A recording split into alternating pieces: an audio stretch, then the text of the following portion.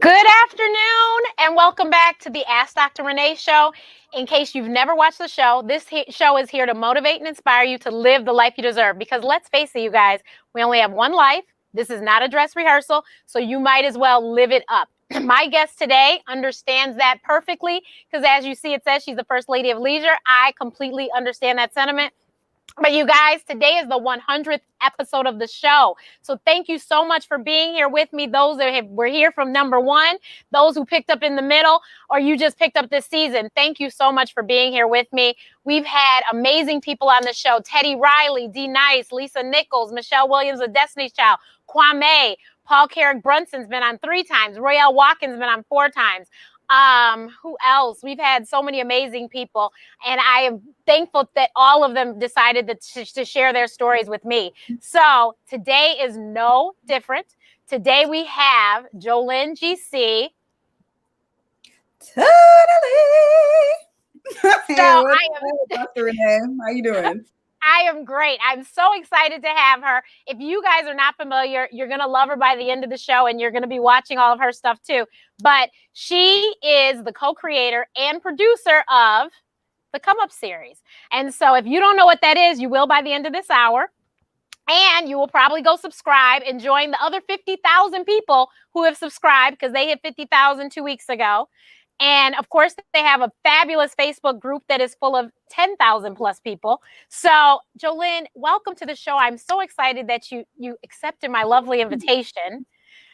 And I'm so excited that I just thought we hit 100 people. Thank you, guys. Oh, of course, I forget the housekeeping. I always forget. You guys must first subscribe if you haven't subscribed already to the channel. You know we have a goal of hitting 20,000 subscribers by the end of this year.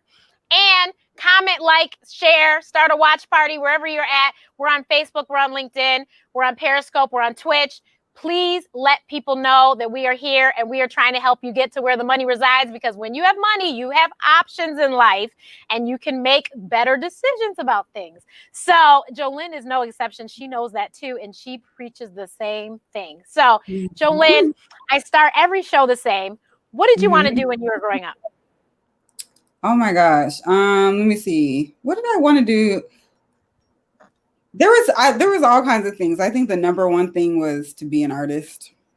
That's probably like the number one. I think that one point I wanted to be an astronaut, very briefly, an attorney, because I wanted to be like Claire Huxtable. But yeah, that was mainly it. And when you say artist, what kind of artistry are you talking about? Painting. Okay. Because you don't know, but I have a background in entertainment. I did PR for entertainers, and so I think artists. I immediately think of my singers and my rappers and stuff. So, well, I could do a little something. I could do a little something on that. No, I'm just kidding. No, I don't know you. You do a little something. I've heard you a little. Everybody, my mom actually sings amateur jazz, so she's a jazz singer. And she can sing. A lot of people in my family can sing. I can sing backup vocals, but that's about it. I'm definitely not a lead singer. I can hold a note, but I like to, when I'm on the freeway, I like to sing in octaves I have no authority over whatsoever. And it just be me. That's all that matters. Exactly. Thank you, everyone. Super fan. We have super chat. We have super stickers. So please, thank you so much, Drake. I appreciate you to help me celebrate this 100th episode. So, so what did you decide? So you wanted to be an artist. So you went to high school and decided, okay, that's what I'm going to do after school, after high school. No, it was more like deciding like I'm going to be an artist. I am an artist. And at the time I didn't really think you could make money with it, So that's when I went into law instead. Okay. So where did you go to undergrad? I went to Western Washington University in Bellingham, Washington, which is about 25 minutes or so from the Canadian border. Oh, wow. So you're from Washington then? Born and raised in Seattle, yes. Okay. I have two friends that lived in Seattle. One is from Seattle, and she was like, I had to get out. Had to get out. Oh, man. Yeah. I mean, it happens. It happens. But, it's like when you live in Seattle, you don't just live in Seattle. You live in a region called the Pacific Northwest where you have access to all types of things in the region. You can't just limit yourself to Seattle. Right. Definitely. So, so you go to, so what did you study in undergrad? In undergrad, I majored in law and diversity. Okay. Cause I have a cousin who studied African drum. And she went to law school and got her law degree, and she actually just became CEO of the firm. But yeah, so I was wondering if maybe you went that path. I didn't know, like even me with med school, I didn't realize I could pick any old major out the hat as long as I took my prereqs and go to med school. And so my cousin, she had done just that. Yeah. Yeah, I was in a pre-law program specifically. So we learned all the things you needed to know to be successful in law school, and then also learning how, like, what the intersections of diversity and diverse issues and equity and things of that nature, like how that plays out with the law. So it was pretty intense. It was like boot camp. It felt like really rigorous and fun. Well, it prepared you for law school then. It did. And so where'd you go to law school? I went to the University of Illinois for law school, actually, in Urbana-Champaign. Really? Yes, I did. Midwest. I'm a Spartan, but Okay. And actually, I lived in Champaign for 2 months though. I did a review course in Champaign, and I lived there for 2 months, so I'm familiar with Champaign. Yeah, Champaign is interesting. I was gonna say, like, that's a leap. Oh, it was a huge adjustment. I had to get adjusted to just how flat it was, because Seattle is very hilly and there's mountains and stuff, and so to be flat, that was interesting. And then the weather extremes, cold is cold. I remember if you left water in your car overnight, it would be frozen solid the next day. I wasn't used to that type of extreme weather. I remember going out there and not even having a proper jacket the first few months I was out there. So when I went home during winter break, I had to get a new coat because it just wasn't strong enough, wasn't warm enough. Oh my goodness. Yeah, I can imagine that would be slight adjustment. So after you graduated law school, did you go and actually practice? I did. I practiced for 10 years. And I practiced criminal law and entertainment law. Oh, fun. Fun. Yeah. So, types. Yeah. But I hate to say it, but actually a lot of the entertainment lawyers have had to do some criminal stuff for some of our. That was my experience. But yeah, sometimes, there's some overlap there, depending on who your talent is. Yeah. Yeah. For sure. Unfortunately. So did you go back to the Pacific Northwest to practice law? I did. I was homesick. When I was in Illinois, I was so homesick. I had never appreciated Seattle so much in that moment. And I got a job and I came home immediately. And I have not regretted that decision. I love Seattle. I love, just the scenery. I love how beautiful it is out here. I love the access to, high quality food. I was going to tell you, my sister is a chef. She's a trained chef. Foodie engineer is her handle. And she said that your Seattle has great restaurants. Yeah, I mean, we can't really experience all of them now, but right. Yes, seafood, organic, whatever, everything's here. Everything is here and accessible, and I appreciate that.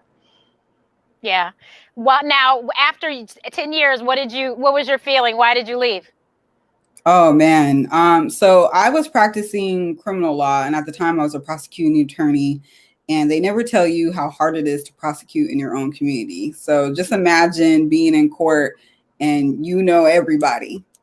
You know, they either came from your neighborhood, they came from your school, you know, their parents, their grandparents, aunties, uncles, all that. And so every single time, for the most part, when I was in court, it got to the point where I had to have a second prosecutor on standby, because I would have to recuse myself, meaning there was a conflict. So I couldn't be the prosecutor, like handling that case. And it got to a point where before we would start, whenever I was the one who was the prosecutor, you know, on the docket that day, I had to, with my particular judge, we would go into chambers and he would have the stack of files, and we would have to go through and pull out the ones that I had a conflict on. And it was always like the majority of them. So that was tough. And then what really did it, oh man, Dr. Renee, what really did it was I was in my last rotation in juvenile. And I was in the elevator, and this little girl was in the elevator, and I just felt this tugging on my blazer jacket, and I looked down, and this cute little Black girl, she looks up at me, and she asked me in the sweetest voice, she's like, "Are you my brother's attorney?" And I looked down at her, and in the inside, my heart broke, because I was thinking, oh my gosh, I'm probably the one who's sending your brother away. And so standing there, you know, in between the school to prison pipeline, like at that gateway, was really tough, because I knew that I knew what the result of that of students, I call them students, of students being outside of the classroom and then finding themselves in very adult situations based off of, you know, things that services really could have provided. So the lack of services led them to be in the courtroom, and oftentimes alone without their parent, because it's in the middle of the day, parents got to work. So they may just have their juvenile probation counselor. And honestly, I could not do it. When I saw that there weren't resources going in that direction to combat that, but instead it was more so like building up offender scores and all that, like I thought to myself, you know what, there has to be a different way. And I want to be a part of that different way, because I thought initially, being on the inside, that I could influence like filing decisions, and I just saw that that was increasingly more difficult. And so I checked the deuces and left. And then you started becoming a full-time artist then, or what happened? No, it took some time. You know, I would every morning, I would take my little sister's dog, Twinkle, a little Chihuahua, rest in peace. And we would go to the beach, and I would sit on the beach. I was there for like a month, every single day for a whole month, praying to God, asking like, what am I supposed to do? Like, what's going on? Like, why am I here? Like, why am I experiencing this? You know, what would you have me to do? And so after like getting that clarity, I would journal and just trying to find the answer, you know, and like wait for the voice, you know, and some angels to come down and shine a light or something. Your girl was in the dark. And then I started this journey where I used to have this art blog. You can't find it anywhere, so don't even try to look, people. Art blog, and it was called 31 at 31, and it was about all of my just my art adventures. Now the funny thing is, the very first entry I remember clearly writing, I do not identify as an artist. I am just doing this kind of experiment to see, you know, what type of art pops up in my day if I focus on it. And as I was doing that, I was talking to my professor, my undergraduate professor. We just call our professors by first name. So Julie, shout out to Julie Helling. I asked her, I was talking to her, and I was telling her like, look, I don't know what I'm going to do, you know? And she reminded me of a conversation we had where, you know, you kind of, when you're applying for law school, there's a chance you might not get in. So you got to have like that sit down, you know, real conversation. What happens if you don't get into law school? What's your plan B? And she reminded me that when she asked me that, I, without hesitation, said I would become an artist. I was like, I would be an artist. And she was like, okay. And so that's what I did. I was like, oh, I'm supposed to be an artist. This is what I'm really supposed to do. And I pursued that art path. And you know, my first art exhibition, I got an award, And I was like, whoa, what's going on? And then I start getting more awards. And I was like, you know what? I might have a future here. And so I stuck with art all the way up until I reached some roadblocks where me and my friends, we were getting these rejection letters for things that we were applying for. And the three things we had in common, for one, I sought feedback. I wanted to know like why I didn't get this particular opportunity when I was receiving love internationally. So I was like, yo, I should be getting some love in my hometown. That don't make no sense. And so when I asked, I was told that my artwork was too mainstream and not, or no, it was too ethnic and not mainstream enough. And I was like, whoa, okay. And I talked to some of my other friends, my art friends, and they had been told similar things. And the three things we had in common is that we were Black emerging artists with no gallery representation. And at that point, I became a curator and sought to create our own opportunities for Black artists. And that's exactly what I did with a year-long exhibition called Perspectives in Portraiture, where I featured different Black artists, and the conversation was around what it's like to be Black and creative in Seattle. And that was an award-winning and heavily funded art year-long exhibition. Yeah. Okay. That's pretty impressive. And I mean, how did you even know how to get funding and stuff?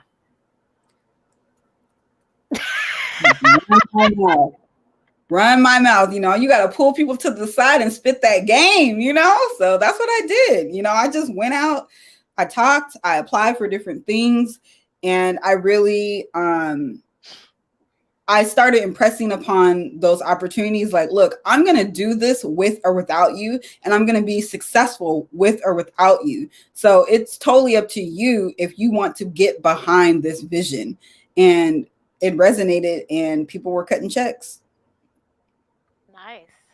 Nice. So, I mean, that's cool that you curated. So you were able to help not only yourself, but others. Yes. Which is, you know, I have a heart for service. Like I look back over all these different points in my life, and it's always been about, it's not just going to be me that gets on, it's going to be my crew, you know? Yeah. So where does the lovely Mark Monroe come in the story? Oh, so Mark he was a part of my like social circle, like my friend circle. His best friend is married to one of my really good friends. And so we, you know, all in the mix. But I was telling him, you know, that I wanted to, like, that I had this idea and I wanted to leverage technology to give exposure to Black artists who were, you know, basically experiencing like under recognition and lack of exposure and all these things. And I wanted to do it using augmented reality. So I had this idea for this app, and I was sharing it with him. I wasn't really pitching him. I was sharing it with him because I wanted to know if it was viable. It was like, should I just go out there and do this? And he told me that it was a megawatt idea. And so that's all I needed to hear. I went out there, hit the pavement, and talked to 80 jillion different investors. And they all said, oh, it's a great idea, but the way my portfolio is set up, or they said, it's a great idea, but I don't really know art. You know, so it was always, it's a great idea, but, and so I circled back to Mark. I gave him the updates, you know, about like what was going on. So he was seeing like all the things that I was doing and what I was going through. And then the last conversation we had about it, you know, it was more like, I told him, I was like, look, I've just been told no 80 jillion times. No. And eventually, you know, he ended up being the investor in my project. And I mean, the rest is history. That was like how that investment part started. And then I remember I told Mark, I was like, look, I'm trying to retire. Okay, like I'm working on my second retirement. I retired from law, you know, like I'm trying to retire. What's up? And so then that's when he taught me about investing, like how to invest in options and all that. And then I walked away, and I have not looked back since. And that's kind of like where the First Lady of Leisure comes into play, because now it's like I don't have to work. I can live off my investments, and I don't work. I create. So I get to do things and be freed up to do things like co-create the Come Up series. Because let me tell you, if I was still working as an attorney, there's no way I would have the space to do this, you know, and all the other projects and things that I think of, I'm able to execute, and I don't think about the funding for it because I got it. And that's very empowering, to be a creative who does not have to seek funding from other people. I mean, I can, you know, obviously I can, and usually it's better to, I find that when you're collaborating, it's better if people have skin in the game just like you do. So you're not the one that's always, you know, funding things, but it's kind of like this mutual collaboration piece. But it's amazing. I'm chilling. Now, what year was it that you took that first, you bought that first option? I can tell you the day. It was November 26, 2018. Okay. Around 10 a.m. in the morning. Yeah. I forgot. What was it that you bought? XLK? XLK, XLY, and XLC. Okay. Mm-hmm. So for those that have no idea what we're talking about, because I do have a lot of people who still aren't staying on the wagon, options, can you explain exactly what is an option?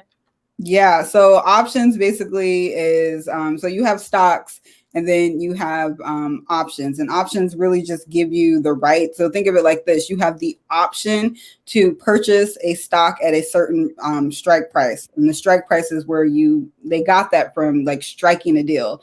So it's essentially like having like control over a company for a certain period of time. It's not ownership, because when you buy the stock, that's ownership. You're literally just buying the opportunity to purchase if you feel so inclined. But I've never purchased the stock. I always just purchase the option to buy it. Yeah. I tell people I've never exercised an option. I just purchase the options, and then I sell the options after they reach a certain percentage and we're out. Yep. So XLK and XLY and XLC are actually ETFs, right? Yes, exchange traded funds. XLC is the communications. So you'll find, you know, Facebook is the one of the main ones in there. Netflix, Disney, hey Mark, and then also XLY is consumer discretionary. So you got Amazon and you got Tesla, Target, Starbucks, Nordstrom's, all those different types. Actually, I don't know if Nordstrom's is still in there, but Target, Starbucks, Home Depot, Lowe's, and then you have XLK, which is technology, and you think of the Apples and the Microsofts of the world, and Visa, MasterCard, and some other ones. Awesome. So you were a member of the One Contract Gang, 1CG. If anybody sees 1CG on Clubhouse, that's what we're talking about. No? Mm-hmm. Oh, how many did you buy when you came out the gate? I had 10. It was like 10, and 15, I believe. Okay. I'll have to check the tape. Honestly, I don't remember, but when I started out, I was never a part of the One Contract Gang. The One Contract Gang did not exist when I started out. The One Contract Gang came about in 2020, actually, when the Come Up series started, and we had people that were investing for the first time ever in the market, you know, even despite the crash happened to be high. And at that time, all people could really afford was that one contract. So when I was starting out, contracts were less than $2. So, you know. Oh, yeah. Yeah. So I was never a part of the One Contract Gang officially, but I rock with the One Contract Gang and really encourage them to graduate quickly as possible from the One Contract Gang, because it's not a destination. It is a part of the journey. And if that means you can get in where you fit in, then go for it. If it's one contract, so be it. So shout out to the One Contract Gang on their way to multiple contracts. Yes. We had a question. She said, if you can't purchase at the calculated, strike price, mm-hmm. What can you purchase at a lower one? You can, if you want to, but really, like, it's when you think about strike prices, the strike price is just your baseline. So if that's your baseline, you're hoping that it exceeds the strike price. You know, if you're buying a call, and it's the opposite if you're purchasing a put. But if you're buying a call, the strike price is your baseline. So you want it to exceed that. And so if you go, if you buy a lower contract price, you're going to pay more money for it because that strike price is closer to the actual stock price. So, I mean, if you want to pay more money, you can, but if you're risk adventurous like me and you like a little risk in your life, then you're going to buy further out of the money, meaning it's further away from the strike price. And that's still your baseline. And you're hoping, or not even hoping, but you're based on your thesis and your research, you have developed an argument for yourself, a thesis for yourself that says this is going to go past my baseline of this strike price. So it depends on how much risk you want, what your thesis is. There's a lot of things that go into play for that. So how did you guys come up with this amazing idea of the Come Up series? Oh, man. So it started out, it's so funny. It really started with the Facebook post because your girl was feeling herself. Okay. Like I was out here, you know, getting these contracts, you know, living that XLK SMH life, you know, SMH is semiconductors, it's an ETF.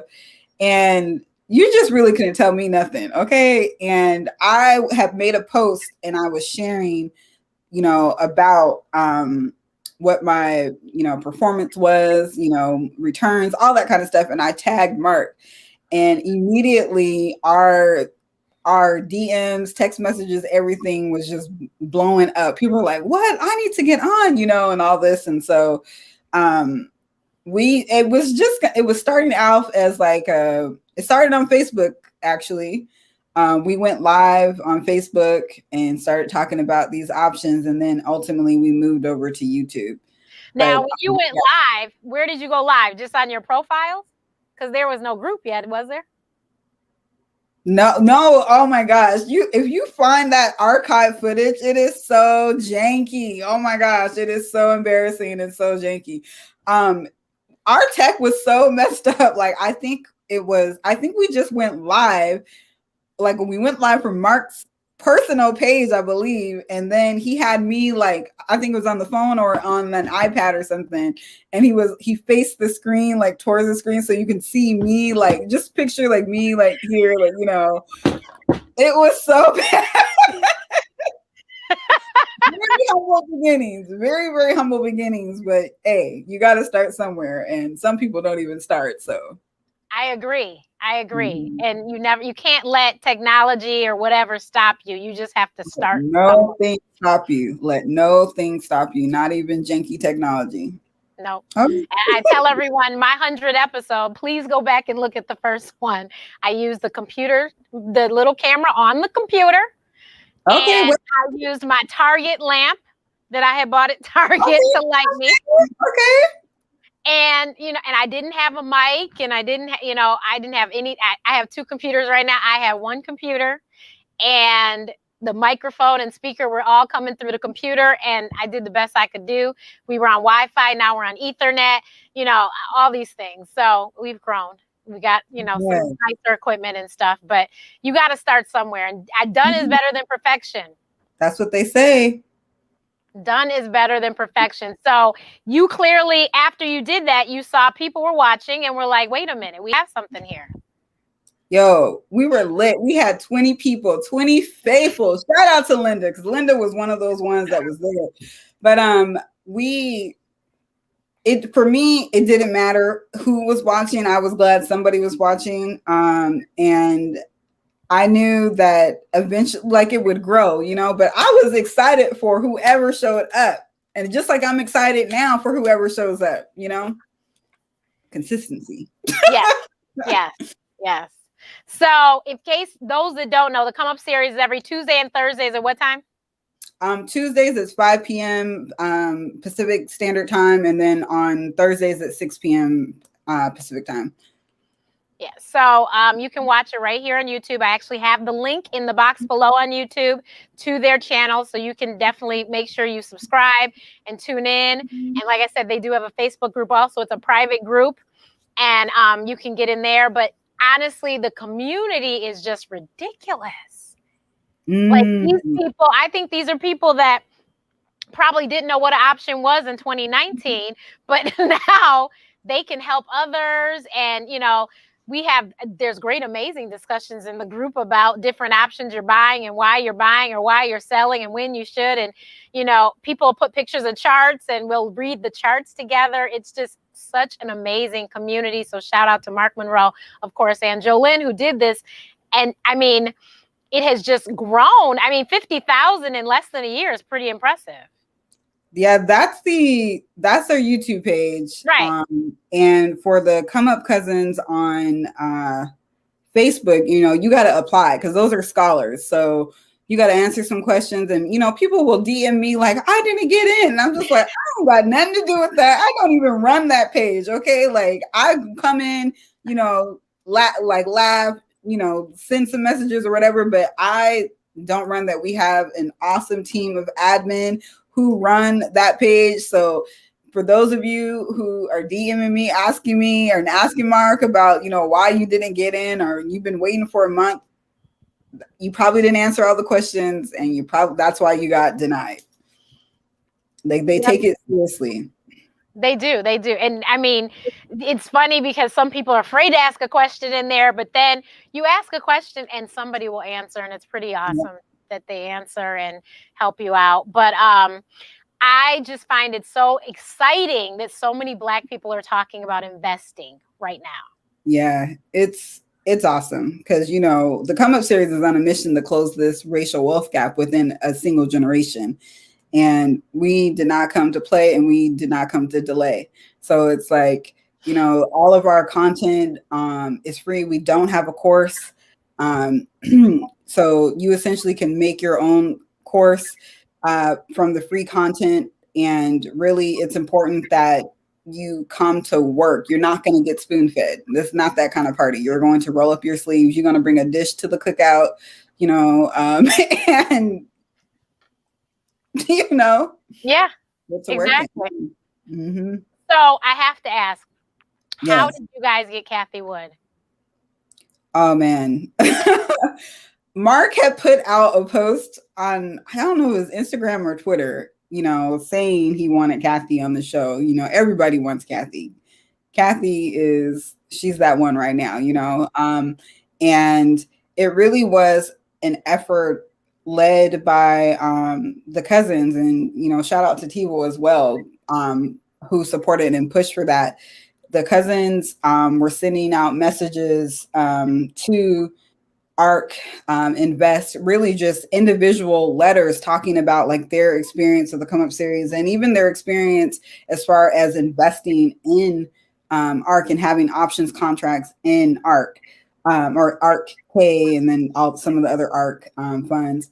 And they noticed and they reached out, and a meeting was set up and we talked and they told us, you know, like they watched the show and, you know, that's history. And so on Thursday, Kathy Wood will be on the Come Up series and we cannot wait. That is so awesome. That is so awesome and so exciting. Somebody posted in one of the financial groups I'm in today an article about ARC, and I said, oh, the person I'm interviewing today, they have Kathy Wood coming on their show. So. Yeah, you know, we have a lot of similarities between, like, when you think of disruption and innovation, like even like our own, like how we approach this is disruptive, you know, especially like not being on a paid model and doing something for free, and then also putting the onus back on the investor, you know, aka the Come Up cousins, to learn this, you know, as we go along, and transparency and, you know, shaking things up. We have a lot of synergy between the Come Up series and ARC Invest, so that's also pretty cool as well. Yeah, she's doing amazing things, and it's great that it's a woman. Awesome. Oh, yeah. That it's a woman. Awesome. Yeah. And it's Women's History Month. So what'd you say? It's Women's History Month. Yes, exactly. Perfect timing. Perfect timing. Mm-hmm. So, the option, so you guys have something called the rolling fours, which I have been trying to put everybody onto, but can you briefly describe what the rolling fours is? Yeah, the rolling fours is a strategy, and it coincides with quadruple witching, which is basically a day every quarter where 4 asset classes or contracts expire. And so really that day, which we call quad witch, or some people just call it QW, for short, on that day is usually when new contracts come out. But sometimes quad witching is, multiple times, or it can start the week before. So essentially the idea of rolling fours is you take X amount of money. So let's say we're going to take, well, you got to back up, because before you can get to the rolling fours, you really got to work on your 70-30 life. So 70-30 life is basically the 30% would be your expenses, and then 70% would be the amount that you invest. Now, it could be aspirational, because some people ain't there yet, and that's okay. You can work towards it if you so choose. But the idea when you do that, it really starts to decouple it starts to psychologically, it decouples labor from dollars. And that decoupling is like the key to the mindset of walking away. And it also puts you in a position to receive with ease. And that's a whole nother other topic. We'll talk about that later. But getting back to the rolling fours, so you get your 70-30 life down, and let's say it's $100,000 is your total income. So 70,000 would be, your what you invest, and 30,000 would be what your expenses are, right? Just as an example. It's just an example. Don't get caught up on the numbers. It's just an example. And so the idea is that you would take that 70,000 and you would divide it by 4, and that's the amount that you would invest per quarter. And really it's about discipline and just having a time where you're going to invest. And so the idea is, once you have invested that 4 times over the course of a year, that very first time you invested, let's say you invested that back in March or something. So that and you go back a year later. So now what you're going to do is roll that out to the next furthest contract date. And then you keep doing that. So you have 4 positions, so to speak, or 4 portfolios, depending on how you set it up.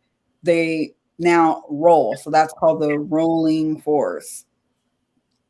And it's an awesome way to create discipline and build up your wealth in a way that makes sense, and in a way that compounds, so that you can, have the full experience of that, what we call at the Come Up series, the new math, which is, it's magic. So how do you, so since we have this money invested, how do we know what to withdraw to live off of? Like, when do we withdraw? What are we withdrawing? When are we withdrawing? So you can withdraw however you want to. I definitely recommend talking to a financial advisor. We have a financial advisor for the Come Up series. His name is Christopher W. Bush, and he knows his stuff forwards and backwards. So when you talk to him, within 2 seconds, your mind is blown. Like, what? I could have did what? Where? When? How? What? That's how you feel when you talk to him. But me personally, I take out a withdrawal at the beginning of the year, and then this year I'm doing it differently. Before, I would just take out one lump sum in the beginning of the year, and it would be enough to cover all of my expenses. So I create a money plan. I don't use budgets. I create a money plan, which shows me where my dollars, aka my employees, are going, like what they're going to be doing for me. So I create that money plan. So I sit and think about it. So it's like, if I'm going to go on vacation, that's going out. That's part of the money plan. Whatever I plan to do, charities I'm going to donate to, whatever, all that stuff is included in the money plan. So I take out that lump sum. This year I'm doing it differently, and I'm taking out every 6 months. So I took out the beginning of January, and that's to cover, my 6 month of expenses. And then I'll take out the next leg, for the last 6 months of my expenses.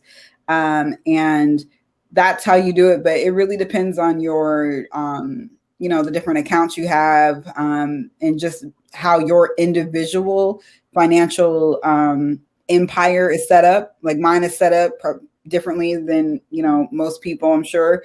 But you have it set up in whichever way makes sense for you based on your particular goals in life. And you will be paying taxes. I mean, you're not going to get taxes. But honestly, like the way the new math works, the taxes is a drop in the bucket compared to what you're taking out. So, I mean, it's just part of it. And you would be paying taxes if you were working. So it's just like, you got to pay taxes. Yeah, exactly. Yeah. So do you do anything outside of the leaps? I know you guys are anti-weeklies. So do you, nope. Do you worry about long-term stock investments or? No, okay. I'm all options. But like I said, I'm risk adventurous, and my account is what I like to say is on demon time. So I ain't got time to play no games. The whole strategy, buy the shares and hold does not fit my vibe. It does not work for me. Like I need these stocks these options to really get to working, because I feel like I'm making up for lost time. I just learned about options in 2018. So, and just in this short period of time, I've been able to walk away and live comfortably and not have to even think about money in the sense of what am I going to do to pay for that. It's just, those are not my thoughts. My thoughts are more like, more on the creative side, like what do I want to create, this quarter? Like what would I like to experience creatively? You know what I'm saying? Like those are the kind of thoughts I have. Like, who do I want to connect with? I'm not thinking about like, oh, I got to pay this bill. No, I'm not. No. So, and that's a blessing, because that wasn't always the case. That was not always the case. And now that it is the case, I don't forget that there were times when it was not the case. I would like to remain humble. And so I can think back on those times, when the bank account and what was in the portfolio didn't quite match up. I remember those times, so they weren't that long ago. But what seems like light years away, honestly, is the consciousness. Like the wealth consciousness has catapulted and is in quantum leaps. So yes, I only invest in leaps because that's what matches my vibe, and that's what matches my investment goals and what I got going on. And I always tell myself, you know what, like when I'm like fully walked away, meaning where I'm just like retired and I'm not doing anything, I'm not showing up on, nobody's podcast or nothing, like no come up series, when I'm like completely retired and I'm chilling, I may invest in stocks at that point, because then that would match my speed, like, okay, now it's about, capital preservation and maintaining. And, by that time, when you have billions of dollars, you can't just, I guess you could, but I don't know why you would just leave it all in options. Like it seems like it'd be cool to just hold, a couple of billions in, some stock, buy up a company. Hey, why not? Yeah. Somebody asked, do you buy options at any other time besides quadruple witching? Yo, I get in where I fit in. So if I see a deal, that's when I buy. Like I don't necessarily wait for quad witching. I'm aware of it. It's kind of like that reminder, like, up, it's coming in. That's when the new contract should be coming out. But if I see something's on my hit list and it's falls within when I'm trying to purchase it, I'm just going to buy it. I'm just going to buy it and hold and leave it at that. I'm not going to wait for a magical date or anything like that. I'm just going to execute. Awesome. So for those that are brand new, never heard of Jolyn GC in the Come Up series, I suggest that you go look at the starter pack, which you can see that playlist on their YouTube channel. And that's where you need to start. As she said, they are giving this information, free 99. giving you the information. You don't have to pay for a course. They're giving you the information. So please don't sit here and not take this information. If you looked at the Excel spreadsheet that I've seen, the Excel spreadsheets I've seen for the rolling fours, you would quickly jump on this, because literally in 1 year's time, you could be halfway to $1 million. Easy peasy. Less than 10 years, you know, you could be a billionaire, but hey, whatever, you know, like do what you do. If it's not for you, it's okay. It's okay. Right. It's okay. Draca had a post on Instagram, something about if you don't have money or don't understand money, then you clearly haven't been paying attention to me. I was like, exactly. Yes, Every week on this show, I have tried to get you someplace to get your money together. I'm telling you, this information is out there, and it's just upon you paying attention to it. That's it. Just upon you paying attention. I had a fabulous question. What does the walk away really look like for you? For me, or just in general? For you. For me, the walk away, what does it really look like? This will be the third one, right? This will be the third one, right? Honestly, I don't. So I feel like there's like different, you know, levels of walk away. Like I'm not done contributing to the world yet, you know? So like my legacy isn't, you know, fully cemented yet. So that's kind of part of it. You know, there's that part. And the walk away for me personally doesn't necessarily have to do with the dollar amount, but it's more so like levels of contribution and impact. And so right now I feel like I'm in a phase of the walk away where it's like I can, I'm not beholden to anyone outside of outside of myself or my family or, you know, what have you. And I can do what I want. I can have anything that I want. And I can create as I see fit. So that's one level of it.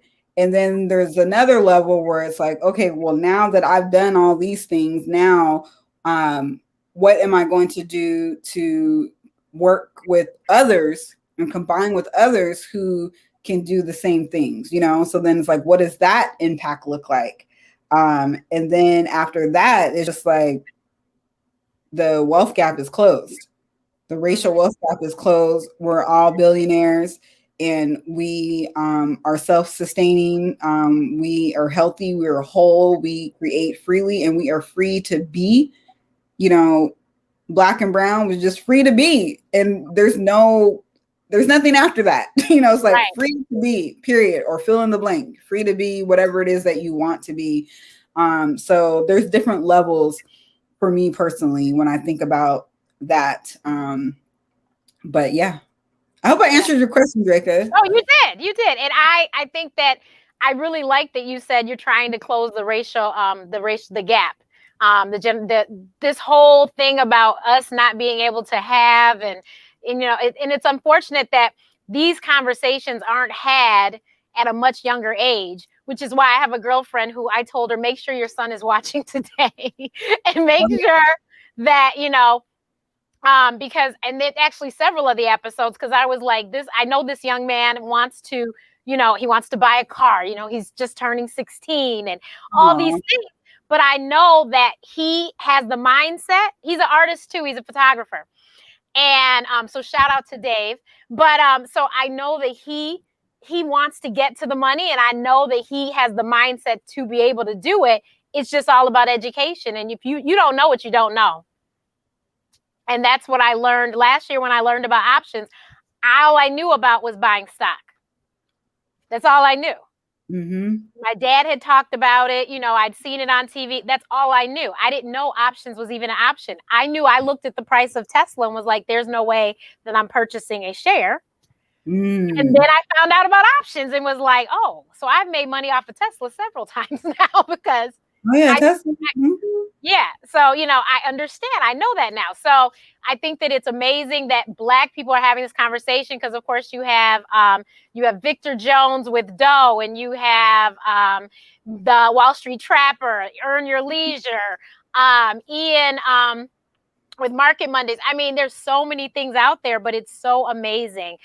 So I'm so excited that we could have this conversation and that we're having these conversations, and we are creating the rooms because they didn't let us in the room. So we just created our own rooms. Exactly. And, you know, we also have started the Come Up series curriculum. It's a high school curriculum project where we're teaching high schoolers options early, so that now they will literally have options when it comes to graduation. They can decide where they're going to go, you know, as far as, you know, college, or if that's not their path, entrepreneurship, or whatever their path is, they'll be more empowered to do that. And it's awesome. So I'm thinking, man, if I would have learned, like, what would have been different if I would have learned options earlier on? Like, I can't even imagine. I like to think that, yeah, I would have been, you know, on it right away. But I mean, who knows? You know, I was a teenager. Who knows? Who knows? Who knows?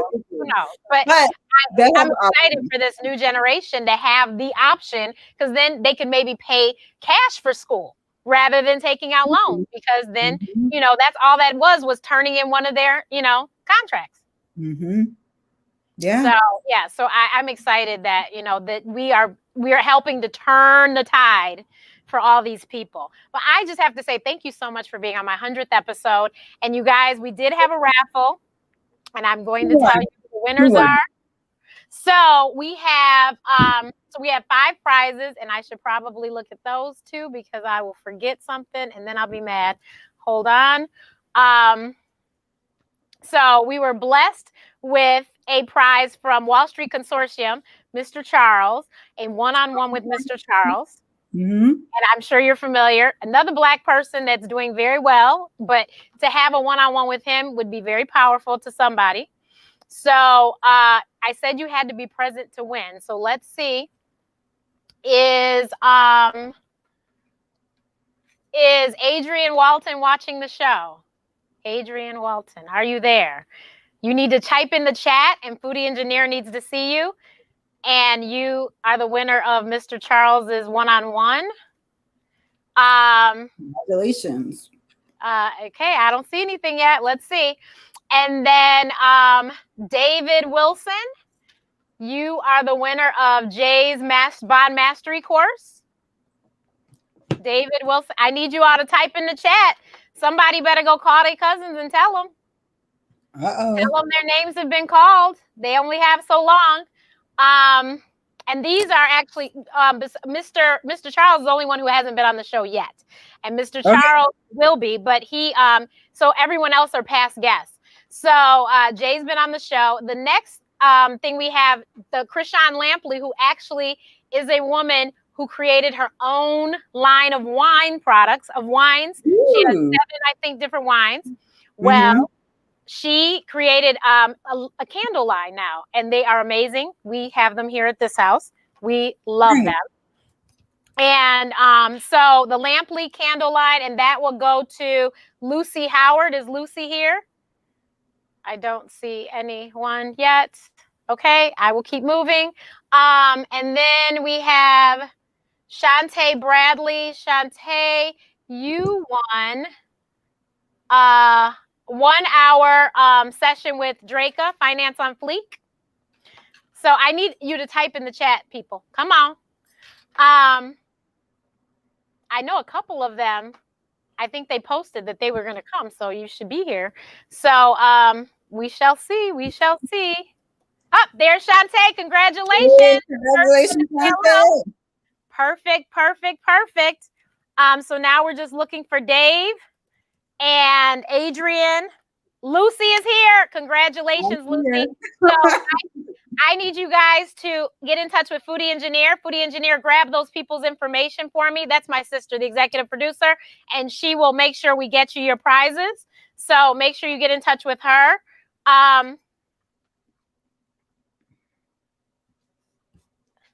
Oh, somebody said my name hasn't been called. I'm here. Dr. Mia, you are hilarious. That's all I have to say. She is hilarious. That was too funny for words.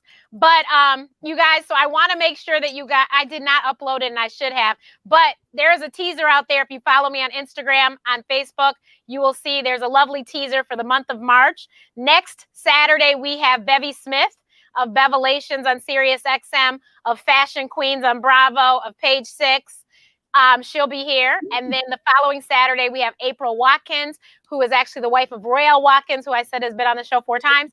She will be here. She just created her own nail polish line called Syrup Nails, SRP Nails. And finally, we finish out the month with Felicia Butterfield Jones, who, besides being on the administration with our forever president, Barack Obama, she also was a part of the youth initiative to get votes for his second run. And then she used to work for Google. She was in charge of their Black engagement. And then now she works for the Recording Academy. But she's actually been on the show once before. So this is her second visit to our show. But so we have a great month of March coming. And actually, we've already booked April too. It'll be amazing too. But Women's History Month, we are bringing the women in. And I'm so excited. I think this is just going to be amazing. Okay, Adrian is going to forfeit his prize in a minute. Oh, Adrian, you playing a game, brother? Because I don't see him. I just see Shantae and I saw Lucy. So we're missing Adrian. We're missing Dave. And hold on. Oh, and then the Stock Success Kit. Erica, are you on? Erica W. I'm looking in the chat right now. I'm not there yet. Erica W, are you on? I'm looking too. Okay, I'm gonna have to give congratulations to the winners, definitely. The Stock Success Kit is coming from Cassandra Cummings, the queen of my money team. And I hope that I actually have one. It's very nice. So I hope that you guys will enjoy it. Erica living life. Yay. Okay, Erica, get in touch with me. So Erica got her Stock Success Kit. So we are still missing the 2 men. Isn't that funny? Yep. Isn't that funny? I don't see. Do you see Alicia? You tell me. Did you see Adrian or Dave? And I do not know their YouTube names, or if they're on Facebook, they would be on Facebook. It would pop up too. Somebody said you can call me for the prize. Somebody said, Draco said, pick again. Right. Yes, we are gonna have to pick again. Okay, so we got the Stock Success Kit. So, and Lucy got the candle. Let me go back. So the one-on-one. So Dawn Day. Is Dawn Day here? Dawn Day, Dawn Day, Dawn Day. Dawn Day, is she here? Oh my goodness, you all are letting me down. No. Look, and you're taking too long too. The problem is that it was a raffle thing, so you have to go in and enter the raffle. Dawn Day is here. Congratulations, Dawn Day. Yes, so Dawn Day, you get in touch with Foodie Engineer, and that will be for your prize. Hopefully, Foodie Engineer is writing this down for me because I have a terrible memory. But oh, Draca said it's a delay. Okay, I'm gonna give them credit. It's a delay. That's fine. Somebody said my hand is raised. Hilarious. So we will get the prizes to the people. I will figure it out. Because maybe it's a technical thing. I'm going to give grace. This was my first raffle, you guys. But thank you to everyone who donated to the raffle. I greatly appreciate it. Thank you, Jolyn, for your lovely time today. I so appreciate it. And I really appreciate you and Mark's time that you have taken and creating a team to run the group to make sure that we do get all our questions answered and we all get to where the money resides, basically. Yes, right? Money resides. Okay. So you guys have to watch Wealth Rituals. When will we have a new episode of Wealth Rituals? That's a good question. No, we're in production right now. As as you may know, we are we're gearing up for season 2. So there's a lot that goes on behind the scenes, you know, with producing a whole other segment. And also we're working on I'm executing producing my first other show that has nothing to do with me, and it's for TiVo. So that one will be coming out as well. And we have so many more shows coming out because the Come Up series is more like a network. So we have a show coming up with Christopher W. Bush, who's our financial planner. So you'll be getting that perspective. So that'll be awesome. Mark has some things, you know, he'll be cooking and flipping and dipping again, you know. So the twins, Aaron and Andre, they have some things potentially. We'll see. But yeah, we are working. We are working. I love it. I love it. We're working. I'm just creating. Okay, like that's how I like to look at it, because it feels light and fun. It doesn't feel like work. It's creative, and I get it. I get it. Like this is my creativity, me creating this content for you guys. So bringing my people to you guys so that you guys can learn a little more about them and figure out, you know, realize that you could be just like them and you could then be just like them. So you might have started in, you know, just a different town, a different state, but once you got a little information. Exactly. Well, thank you so much, everyone. Have a great day. See us again next Saturday, 3 o'clock Eastern Standard Time, the Ask Dr. Renee Show. And make sure you subscribe, hit the notification bell, because I do pop-ups called Renee's Remedies. And I think my pop-ups are pretty cool. And I actually have a big one that I'm thinking about that I might do for Women's History Month that hopefully will come through. Dave has showed back up. Thank you, Dave. Finally, brother. Yes, congratulations, Dave. Dave won Jay's Bond Mastery course. So, Dave, congratulations.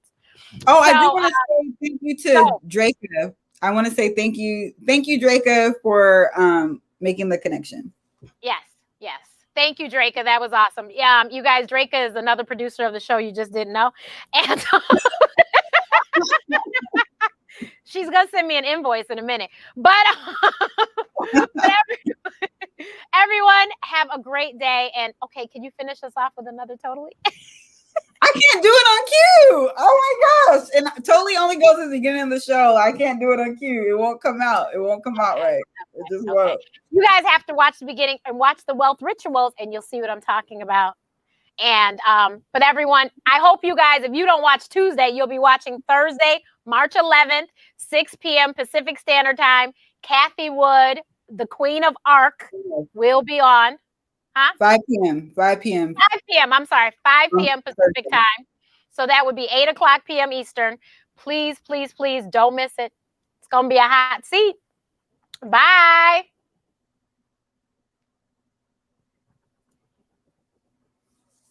Oh, it's a delay. Just a minute.